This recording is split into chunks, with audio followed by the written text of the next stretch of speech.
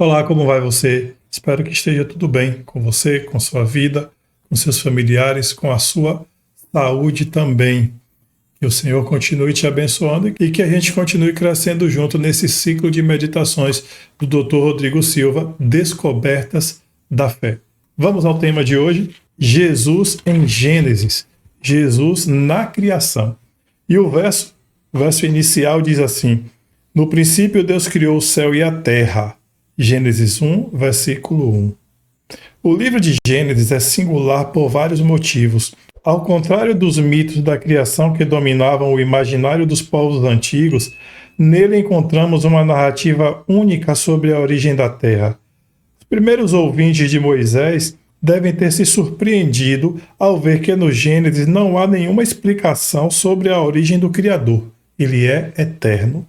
Nos mitos egípcios e mesopotâmicos, mesmo que os deuses desempenhem o papel de criadores da humanidade, eles não são eternos.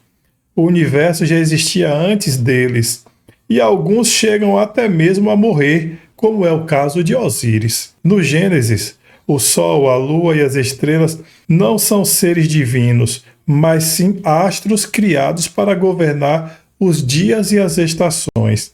A criação da humanidade é um ato de amor da parte de Deus que prepara o jardim para receber Adão e Eva. Nos mitos pagãos, o jardim existe em função dos deuses e os seres humanos são criados apenas para servi-los.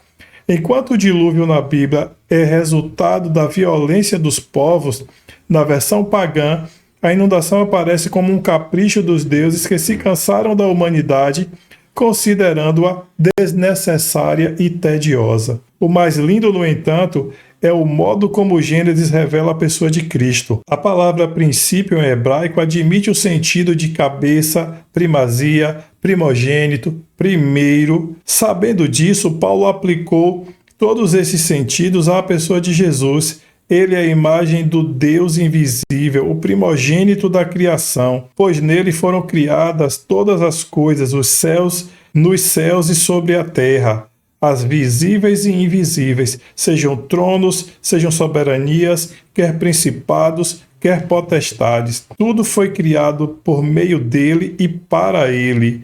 Ele é antes de todas as coisas. Nele tudo subsiste. Ele é a cabeça do corpo, que é a igreja.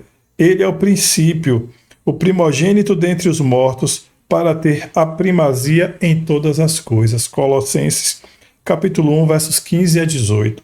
Ao escrever no princípio criou Deus, Moisés poderia estar indicando que por meio de uma pessoa chamada princípio, Deus criou. O complemento está no Novo Testamento, quando João afirma que no princípio o Verbo estava com Deus e o Verbo era Deus. João 1:1. Ao contrário dos deuses pagãos, nosso Criador não é um mito, mas sim uma pessoa que deseja se relacionar conosco. Escolha hoje manter comunhão com Ele também. O ponto alto do texto de hoje é a presença de Jesus no primeiro versículo da Bíblia. Dr. Rodrigo Silva afirma que a palavra hebraica para princípio pode significar também primogênito, primazia, cabeça, origem. E Paulo, em Colossenses, diz que Cristo é o princípio. Por meio dele, tudo foi criado. João confirma: no princípio era o Verbo, e o Verbo estava com Deus, e o Verbo era Deus. Isso significa que Jesus estava presente na criação. Ele é a origem, o centro e o propósito de tudo. Ele é o protagonista, ele não é apenas um coadjuvante. Ele é mais que um personagem na Bíblia. Ele é o próprio Verbo que deu a vida ao universo. Enquanto outros criadores precisam ser explicados, o nosso Deus se revela. Ele se auto-revela, ele escolheu se revelar para nós.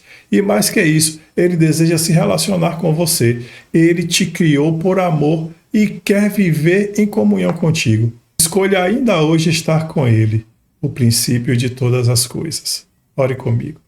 Obrigado, Senhor Deus, pelo teu desejo em se auto-revelar para nós e pelo teu desejo de nos criar também.